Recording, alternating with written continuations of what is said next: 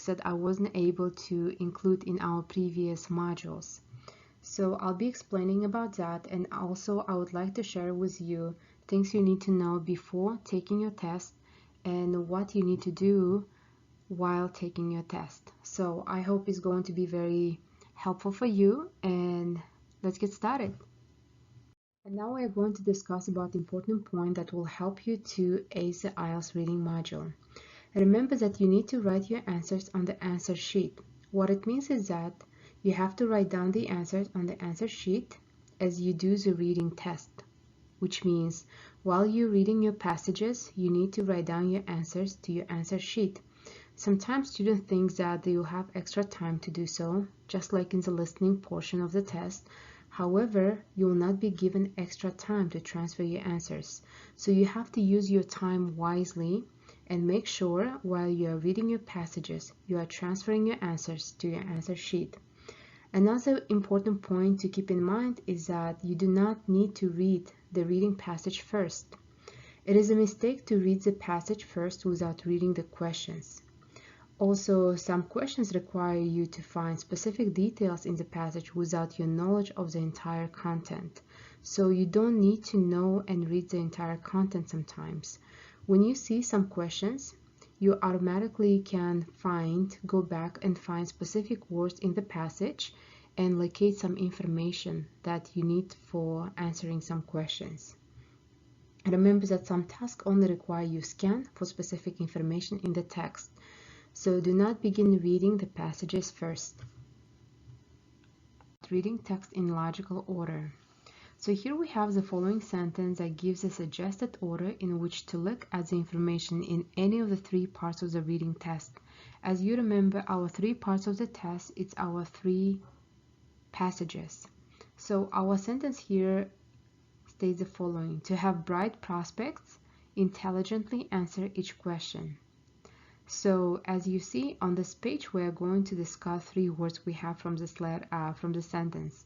So to have bright, so T stands for title, H stands for heading, and B stands for bold printed words. So let's review each one separately. So for example, title. Title is very important. So this is a strategy you have to keep in mind, that reading title is very important because it can give you a rough idea about the main topic of the passage. Also, remember that if you do not understand the meaning of the title, it's totally fine, and just continue reading and until you start understanding what the idea of the passage or paragraph. Next one you have, it's a H. H stands for heading. So the headings for each section of the passage refer to what is contained in each section and where information can be located. So make sure you do not skip headings and you actually read them as well. They also help you to predict what the passage is about, so headings are very important. And the next point we have, it's a B. B, it stands for bold printed words, and they indicate that those words are they have some kind of importance. They can also help you to predict information contained in the passage. So just keep in mind, if you see the words in bold, they have some kind of importance. They would not be in bold if they would not be important. So make sure you are paying attention to these words. Our letter P stands for picture.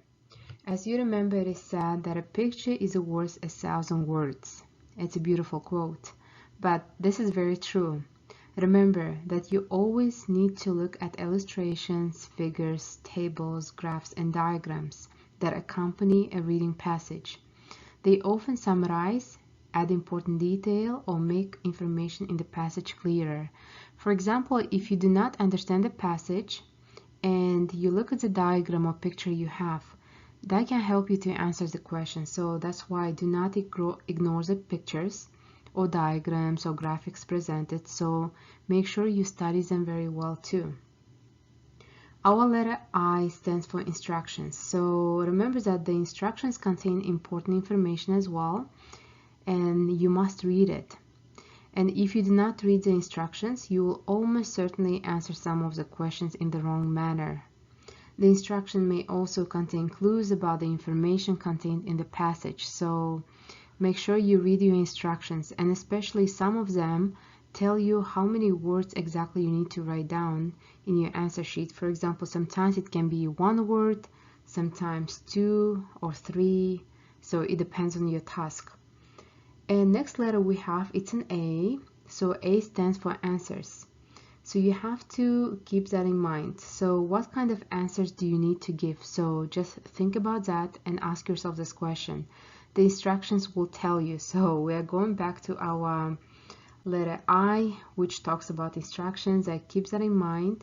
And the kind of answers that are required also tell you more about the information within the passage. And ask yourself, is the answer a name, a date, or a number, etc.? So it depends on that. So what kind of information, what kind of answer you need to provide. Next point we have, next letter we have is an E.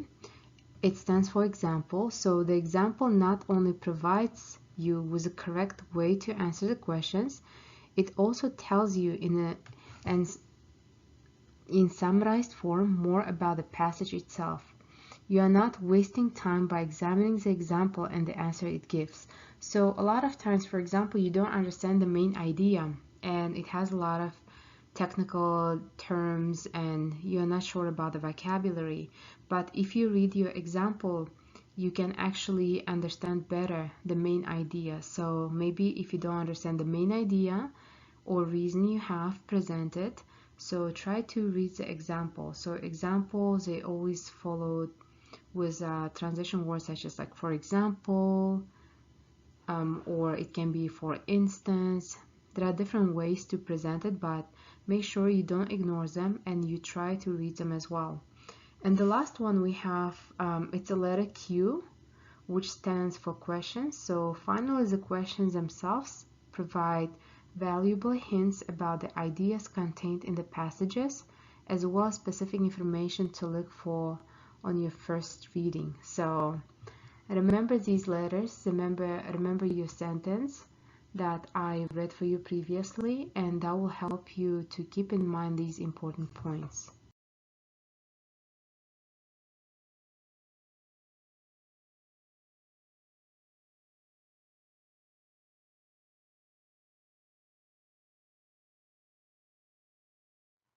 Ielts Reading Strategies and Tips, Part 2. Today we are going to discuss how considering the passage layout is very important. Remember that in the reading test the questions may come before or after the passages, and you need to know where each of the three sections of the reading test begins and ends, how many questions there are in that part of the test and where they also begin and end, and how long to spend on a group of questions and which questions to answer first. Remember, we have many types of IELTS reading question tasks, and some of them we reviewed in our previous lesson.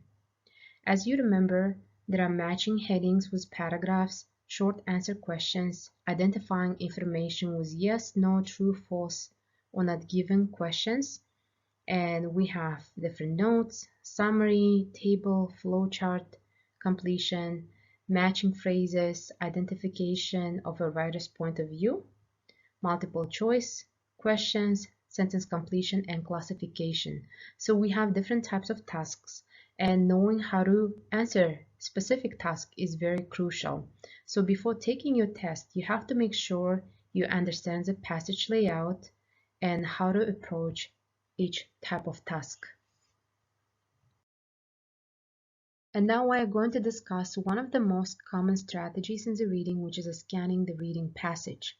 We use this strategy all the time, at school, at work, at home, during different occasions. So remember, scanning is a method to use when you need to search a page quickly for information that you require. And when you complete your IELTS test, it's one of the most important strategies to know.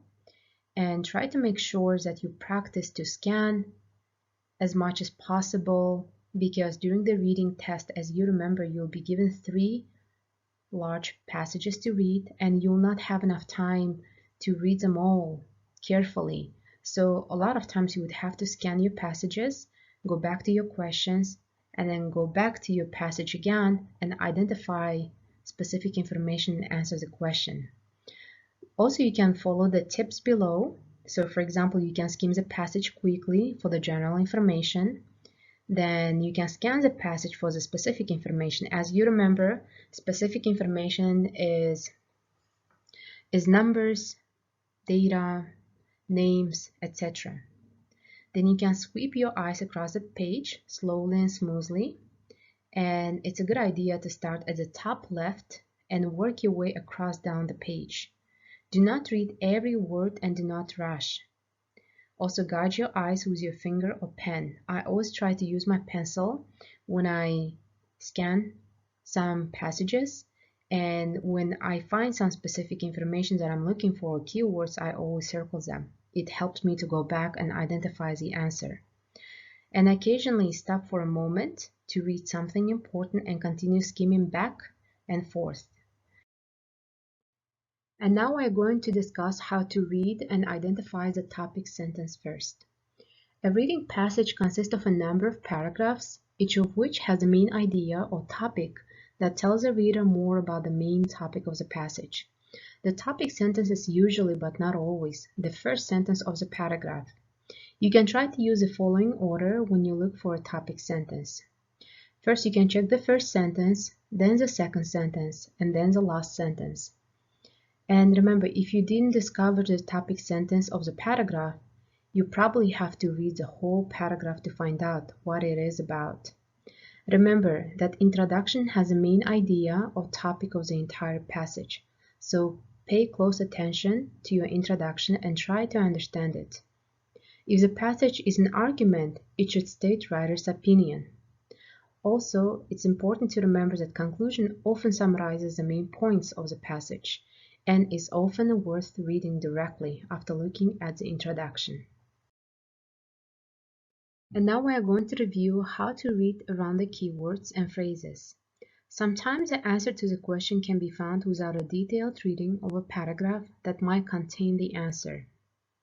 When you are completing multiple choice, true, false, and not given types of tasks, you need to choose a keyword or phrase from the question you have, then go back to your reading passage and try to locate the first example of it.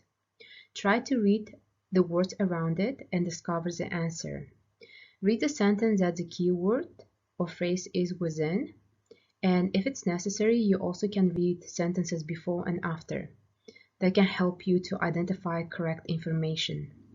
And if you cannot find the answer, continue looking for the next instance with the keywords.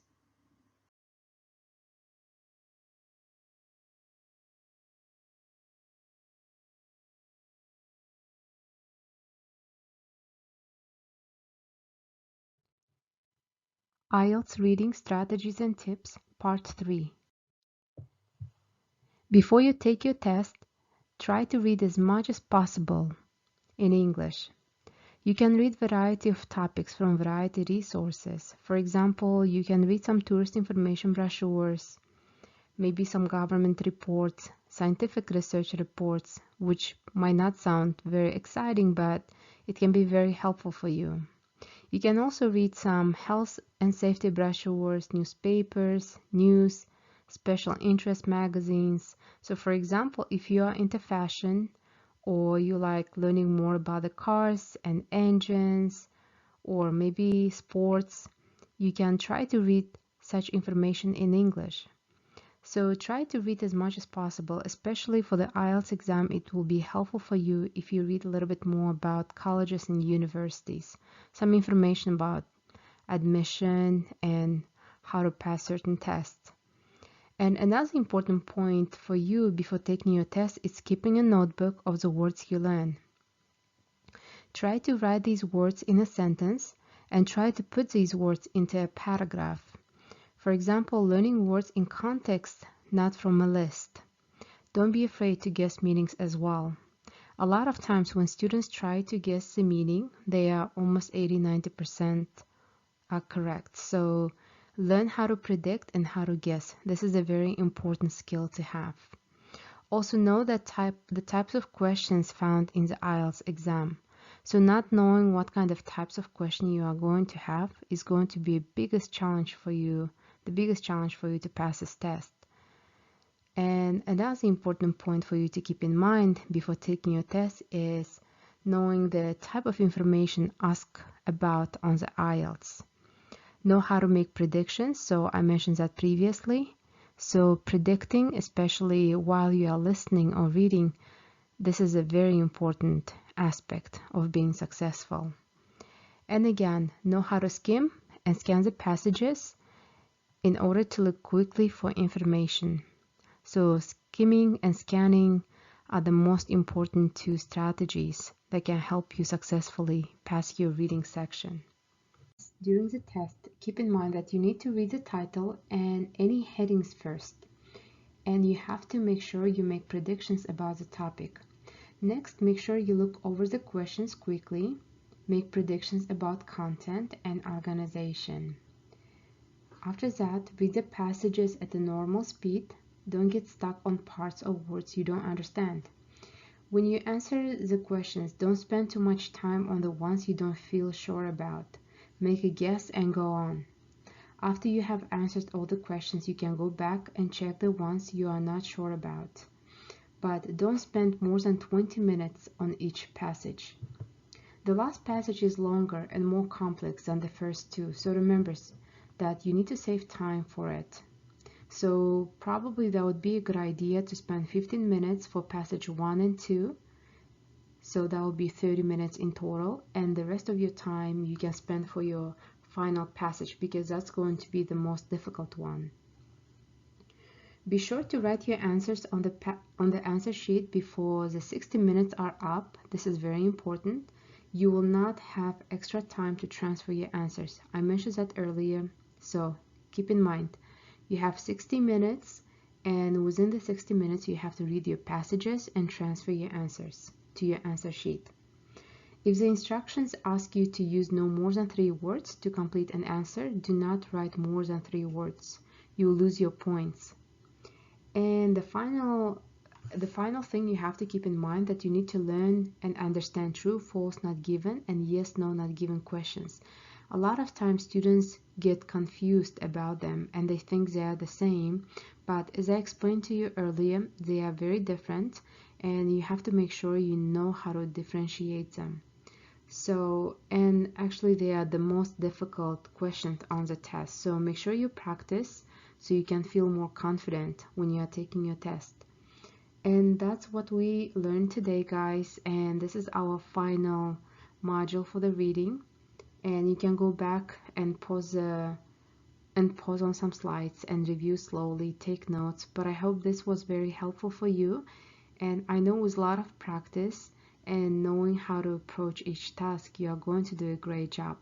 I'm wishing you all the best luck, guys, and there was a pleasure of mine explaining to you how to pass the Ielts test.